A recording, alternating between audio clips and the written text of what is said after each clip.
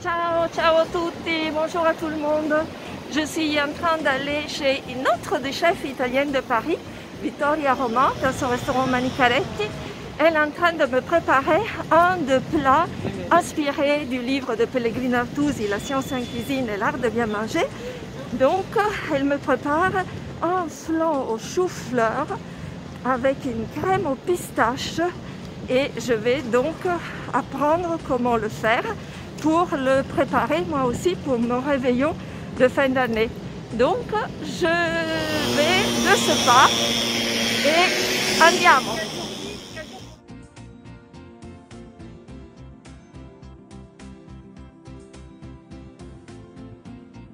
Alors, je suis ravie d'être là pour réaliser cette belle recette de Pellegrino Artusi pour les 200 ans de sa naissance. Ça me tient particulièrement à cœur parce que je possède depuis longtemps un livre de Pellegrino Artusi qui est là, qui vient de ma famille italienne qui a vécu à Paris et c'est une édition de 1924. Donc j'ai eu l'occasion de réaliser moult fois des recettes de l'Artusi. Et aujourd'hui, j'ai choisi pour vous un flan de chou-fleur. Alors on est dans les légumes de saison. Pour moi, c'est très important parce que toute ma démarche dans mon restaurant aussi est sur les légumes de saison, le zéro déchet, pas de gaspillage.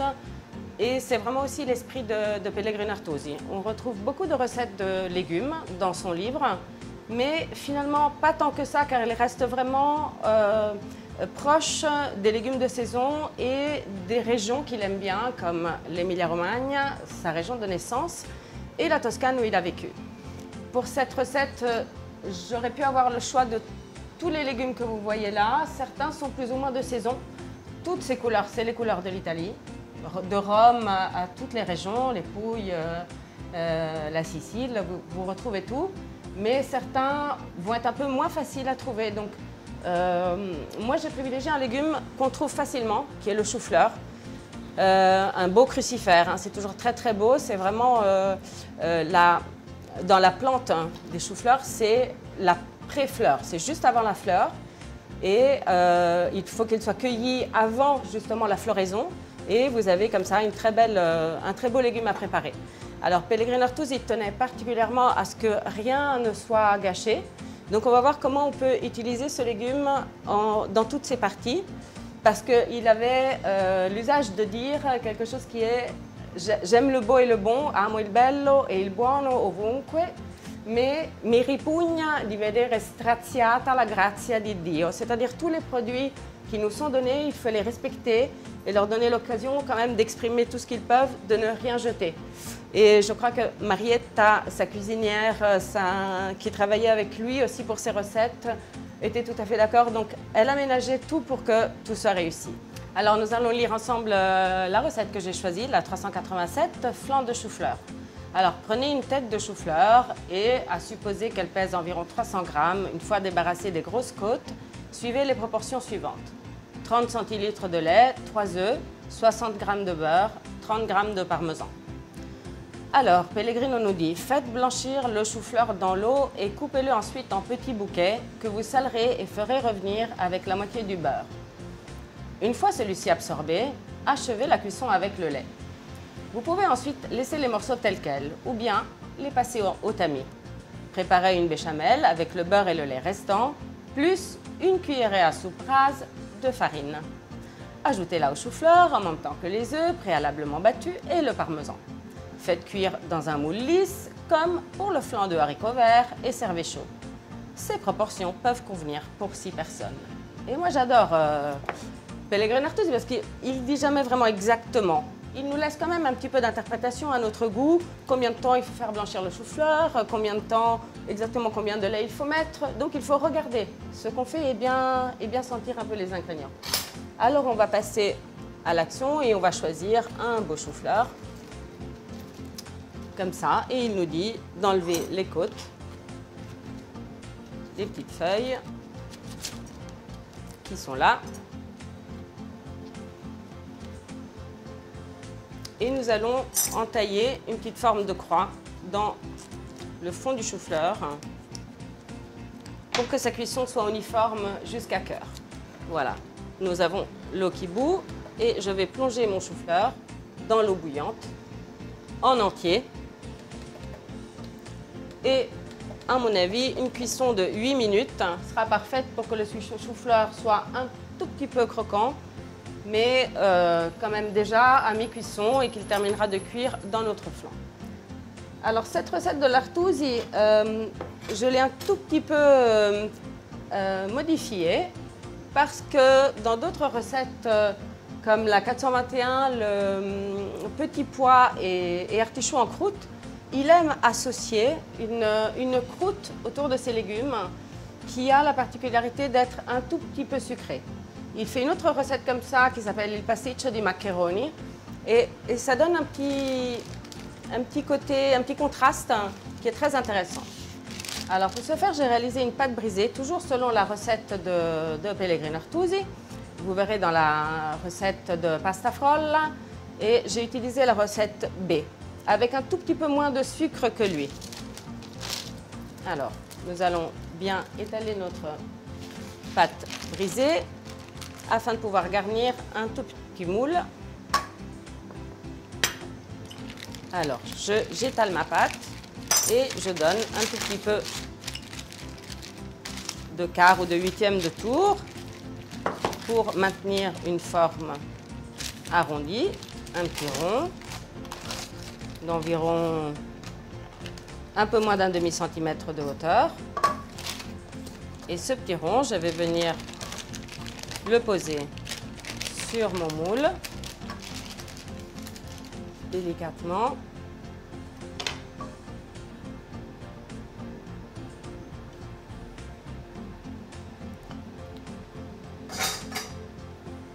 Et je vais tout doucement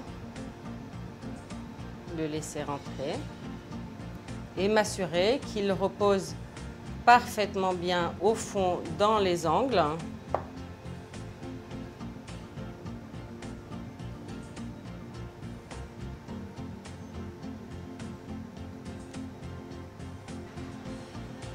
Et voilà, là j'ai un moule bien garni.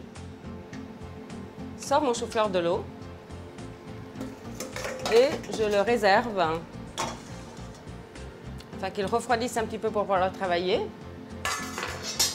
Et en attendant, comme dit Pellegrino Artusi, nous allons préparer une balsamella, une petite béchamel.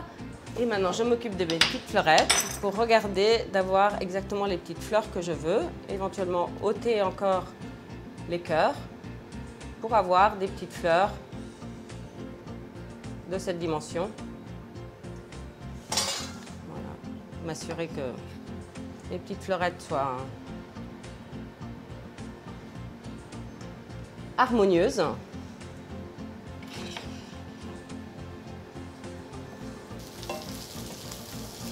Alors je laisse bien dorer. On va terminer la cuisson avec le lait. Alors voilà, j'ai une belle partie du chou-fleur qui est là, que je vais mixer.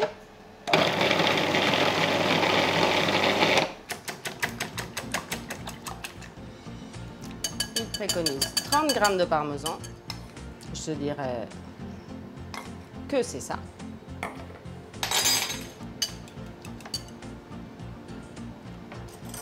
Et nous allons mélanger avec notre chou-fleur, la béchamel, le parmesan.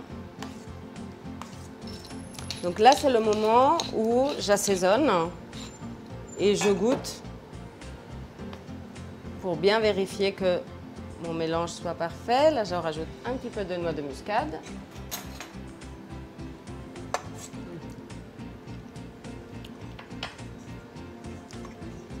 Donc là, c'est très bien.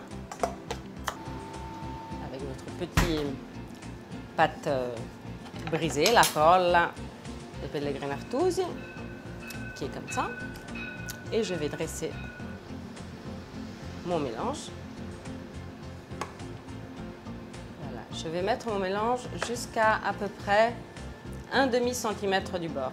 Et là, avec mes fleurettes, je fais la dernière partie. Et là, je choisis vraiment mes petites fleurs pour recréer mon petit brocoli.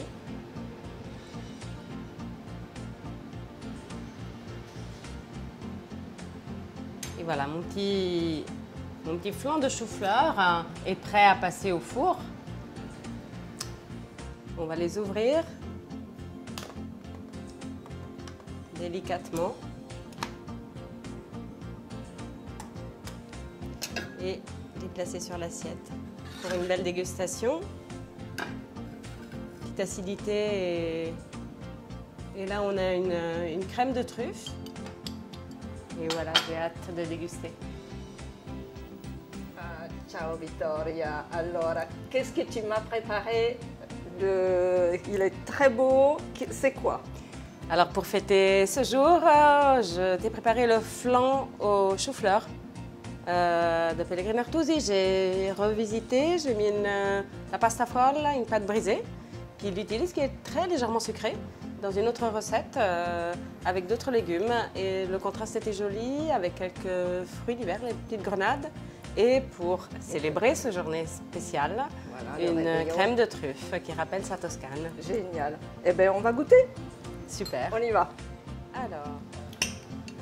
Et c'est très bon, très très bon. Ce petit contraste, t'as vu? Super bon. On fête le réveillon, la fin de l'année. L'Italie voilà, et la France. Chin chin. Chin.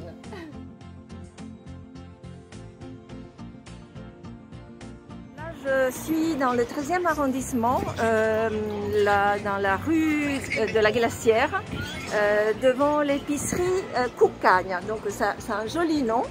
Donc on va voir s'il y a du monde, si je peux rentrer. Non, c'est bon, je peux rentrer.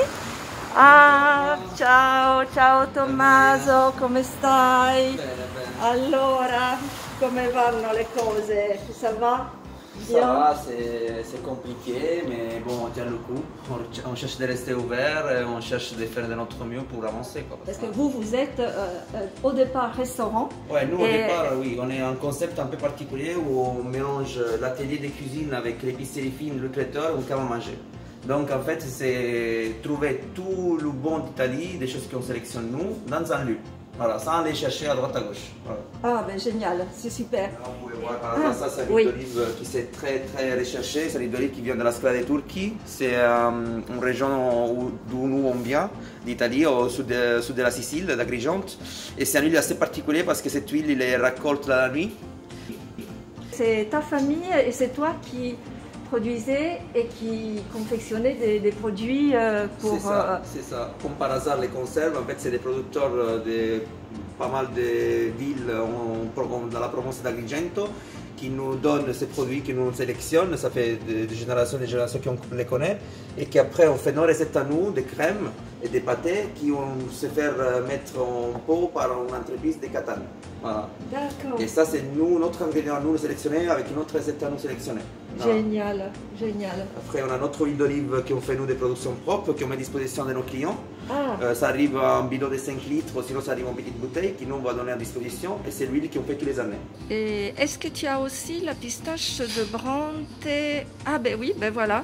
Ah ben génial. Eh ben je la prends parce que je vais faire la sauce pour le flan au chou-fleur de Vittoria Roman. Ben super. Et après la pépite, c'est notre sauce tomate en fait. Nous on fait comme on fait vraiment de tradition.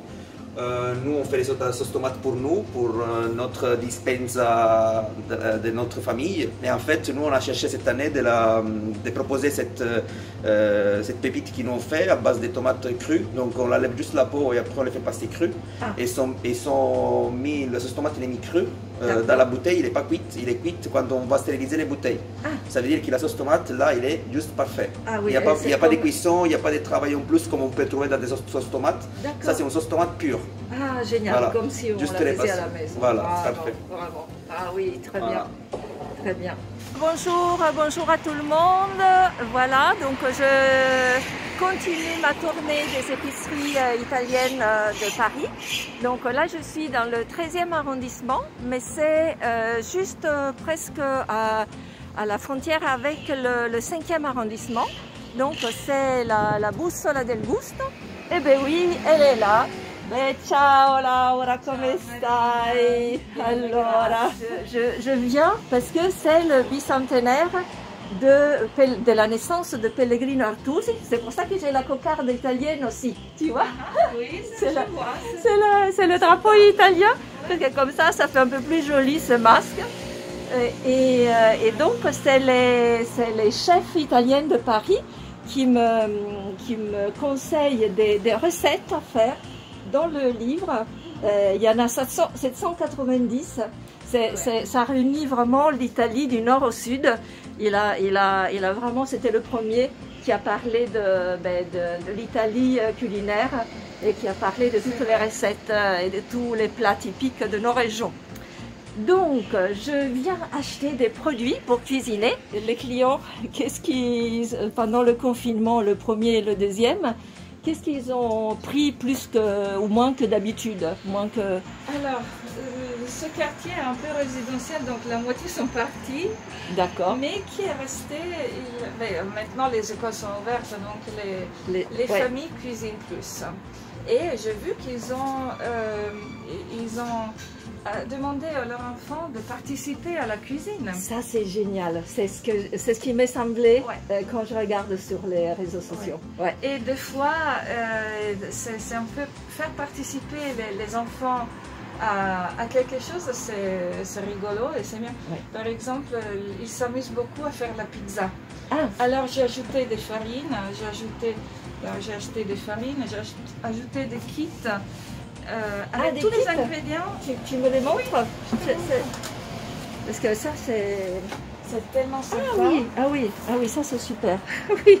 Là c'est lourd. Oui, c'est lourd. Ah si, parce que là, les producteurs, il a vraiment mis à point une pizza et il a dit il faut avoir l'eau avec un pH spécifique. Donc ils ont mis même une bouteille d'eau dedans. Ça c'est génial, parce que c'est vrai que l'eau est vraiment importante dans tout ce qui est des plats comme ça qui doivent réagir. Et l'eau dans le pain ou dans la pâte à pizza. Oui, et donc voilà, ils se sont mis à cuire, à cuisiner. Oui. Et donc j'imagine les pâtes, c'est là.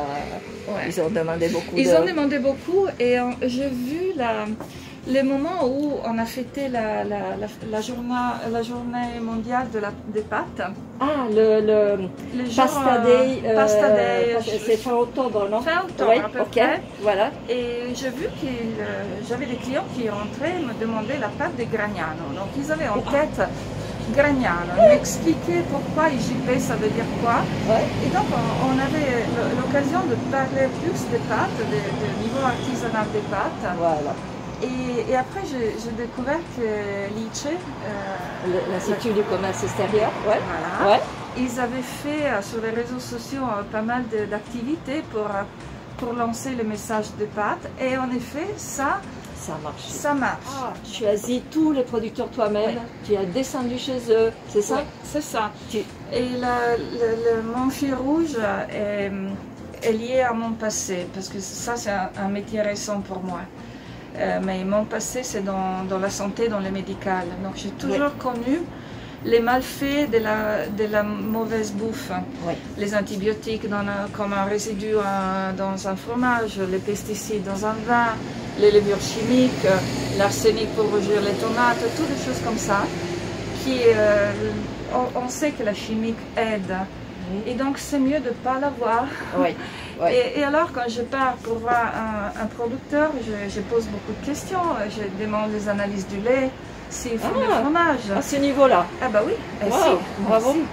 Je demande le processus pour faire le vin, pour pas avoir, parce que si on met des pesticides, on n'a plus le pouvoir de la levure naturelle des raisins, donc il faut ajouter la levure chimique.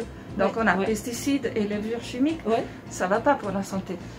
On devient résistant aux antibiotiques et il ne faut pas manger des choses qui contiennent des antibiotiques. Exact. Mais ça, c'est pas obligatoire de le savoir, de le mettre dans une étiquette. Donc moi, je le fais pour moi depuis toujours. Et je partage cette connaissance avec les autres. Je continue sur cette fil rouge.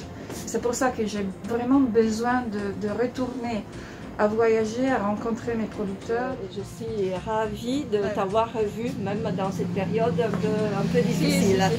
Voilà.